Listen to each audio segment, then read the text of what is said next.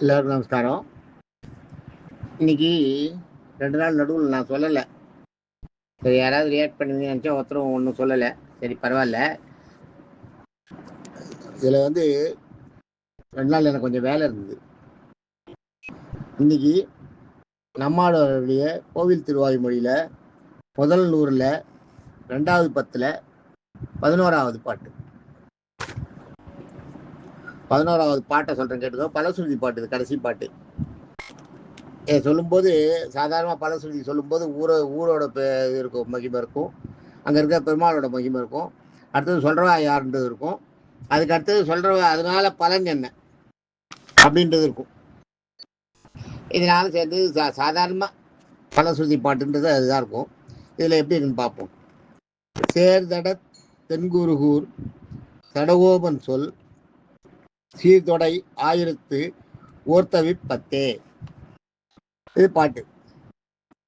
பாட்டில் பார்த்தீங்கன்னா சேர்தட, சேர்ன்றது சேர்ந்தன்னு சொல்ல, ஒன்று சேர்ன்றோம்ல, அந்த சேர்ந்தனா கூட்டமாகன்னு அர்த்தம். தடைன்னா வழி,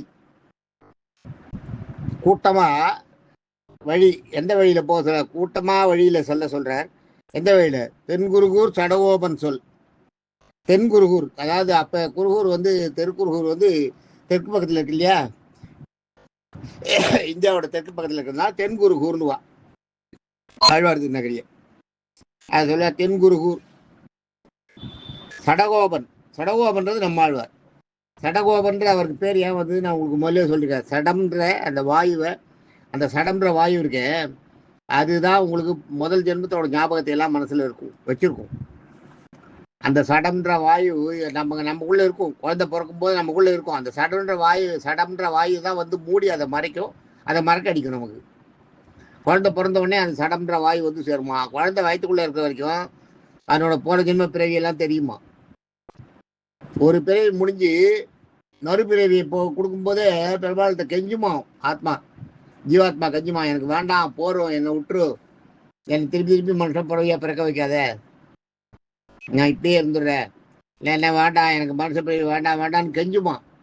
ஆனால் பெருமாள் அவளோட வினைகளை அவ அனுபவிக்கணுன்றதுக்காக அந்த பிறவியை கொடுத்துருவார்.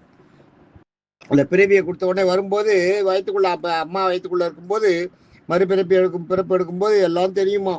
போன ஜென்மத்தில் தான் எப்படி இருந்தோம், என்ன ஏது யாரு, பெருமாள் நம்ம எவ்வளவு கெஞ்சினோம், பெருமாள் நமக்கு பனிஷ்மெண்ட் இருக்கு, அதை அனுபவிக்கணுன்றதுக்காக, தீவினை இருக்கு, அதை அனுபவிச்சு கழிக்கணுன்றதுக்காக அனுப்பிட்டார் நம்மள அப்படின்றதெல்லாம் தெரியுமா. குழந்தை பிறந்த உடனே பூலோகத்துல ஜனிச்ச உடனே, இந்த வெளிக்காத்துப்பட்ட உடனே சடம்ன்ற ஒரு வாயு இருக்கான். அந்த வாயு மூடுமா, அது மூடிடுமா. அது மூடிட்ட உடனே இவளுக்கு அந்த பழைய ஞாபகம்லாம் மறந்து போயிடும். அப்புறம் புதுசாக ஏதோ உலகத்தில் பிறந்த மாதிரி அந்த எண்ணங்கள்லாம் தோணும். இது மறுபடியும் எப்போ நம்மளுக்கு ஓப்பன் ஆகும்னா, நம்ம உயிர் போன அப்புறம் தான். நம்ம பூலோகத்தை இந்த உயிரை உடலை விட்டு உயிர் பிரிஞ்ச உடனே போகும்போது அந்த சடம்ன்ற வாயு தெரியும். அப்போ பெருமாள் சொல்லுவார், அடுத்த பிறவி இருக்கா இல்லையான்றதை பற்றியெல்லாம். மறுபடியும் இந்த ஆயுள் ஜீவாத்மா கெஞ்சும். இதுதான் நம்ம உலக நடக்கைய உலகத்தில் நடக்க நடைமுறையா சொல்லியிருக்கு.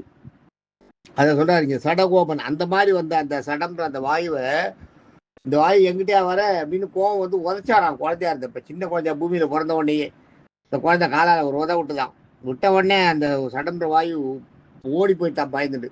அதனால நம்மாழ்வாருக்கு மட்டும் அவருடைய போன ஜென்ம பிறவி, அவர் அதுக்கு முன்னாடி இருந்தது, எங்க இருந்தார், என்ன ஏது எல்லாமே ஞாபகம் இருக்குமா. அதுதான் சொல்ற சடகோபன்றது அவருக்கு பேர். அதனால்தான் ஆழ்வார் திருநகர் இந்த சடகோபன்றது நம்மாழ்வார் சொல். அவர் பாடிய சொல்லுன்றது அந்த இடத்துல பாட்டுன்னு எடுத்துக்கணும். சடகோபன் சொல். அவர் சொன்ன சீர்தொடை 1000. சீர்தொடைன்றது இலக்கணத்தில் இருக்கிறது. சீர்தொடையெல்லாம் இருக்கு, அதெல்லாம் பிழறாம கொடுத்துருக்காராம். நம்மாழ்வார் 1000 பாட்டு பாடியிருக்காரு. 1293 பாட்டு வருமோ அவர் பாடியிருக்கிறது. 4000 எல்லா பாட்டுமே அந்தாதி. எல்லா பாட்டுமே ஒரு பாட்டோட முடிவு இன்னொரு பாட்டோட ஆரம்பமா இருக்கும்.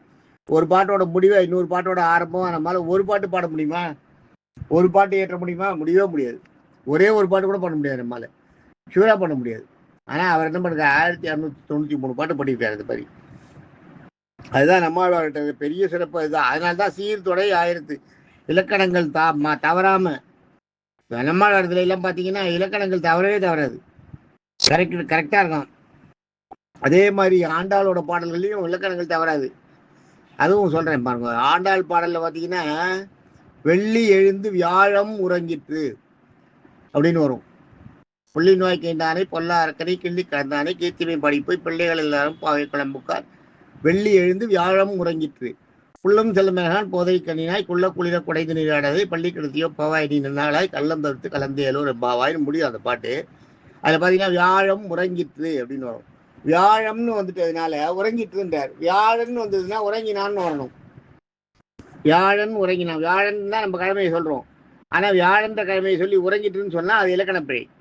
அந்த இலக்கணப்பிழை வரக்கூடாதுன்றதுக்காக தான் ஆண்டாள் என்ன பண்றா, அந்த வயசு எத்தனை 8 வயசு அந்த பாட்டு பாடும்போது 8 வயசுல இந்த இலக்கணங்கள்லாம் படிச்சிருக்கா ஆண்டாள்லாம். அவ எவ்வளவு பெரிய ஆளா இருந்துக்கணும் பார்த்துக்கோ தமிழ்ல.